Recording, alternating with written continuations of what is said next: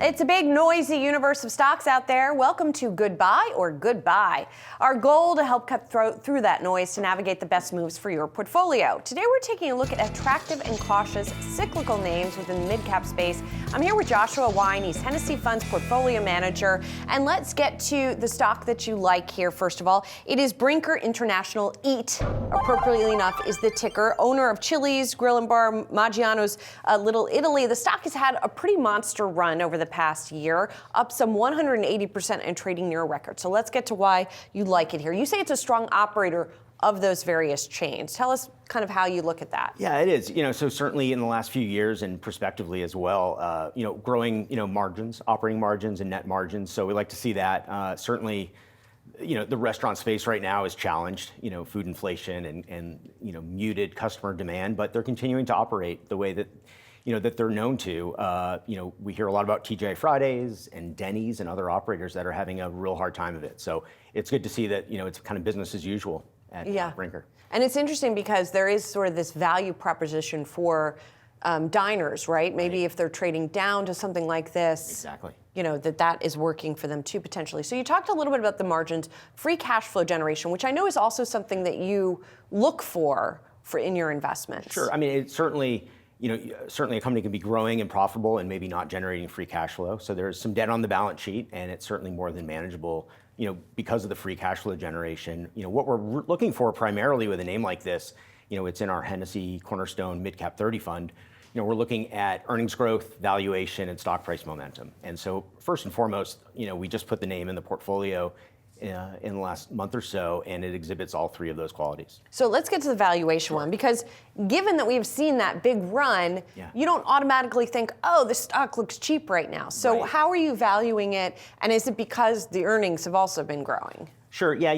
The stock's gone on a big run, and I think it's surprising to many. The sentiment is so poor in this space. What we're looking at with valuation is price to sales. So it does tend to be a very restrictive criteria. It brings in names like Brinker very often, kind of low margin, restaurant and consumer discretionary names, and also some industrials, which we can talk about.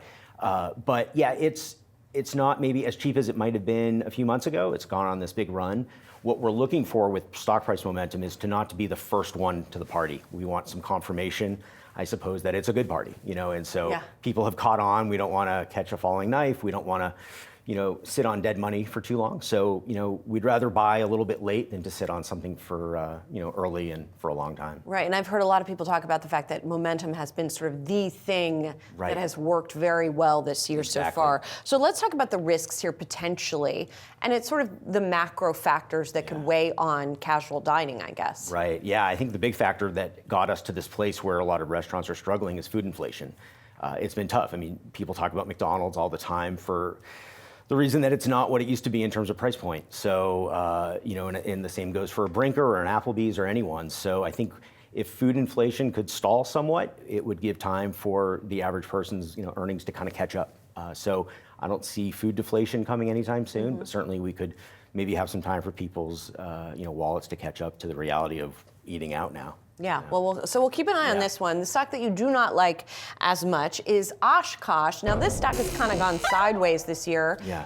It is not the maker of overalls, but the maker of machinery. That's right. And so Oshkosh, let's talk about why this one you don't like as much. We just talked about momentum. Right. This one, obviously, the momentum is not in the positive direction. Yeah, I mean, the fundamentals of the name are great. They're doing very well, and great cash flow generation and all of that. This name was in our Midcap 30 portfolio until recently, and it would have remained in the portfolio if not for the stock price momentum. So earnings growth and valuation were there, and it was really about the stock price. So I think investors are taking a look at the name and similar names, and they're taking pause, whether it's because of the economy or their defense business, which maybe. Okay, well, let's get to those points, because fears over a slowing economy, something that is so cyclical, like an Oshkosh. Sort of dependent on industrial growth. Right.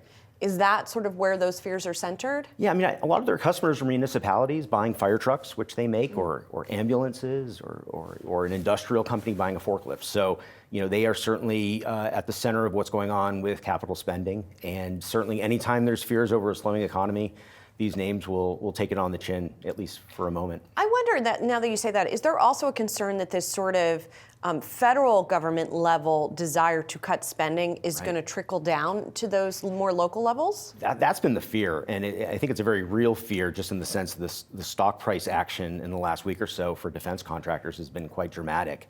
And so, I think that is an idea. Right. It might not make sense, but yeah.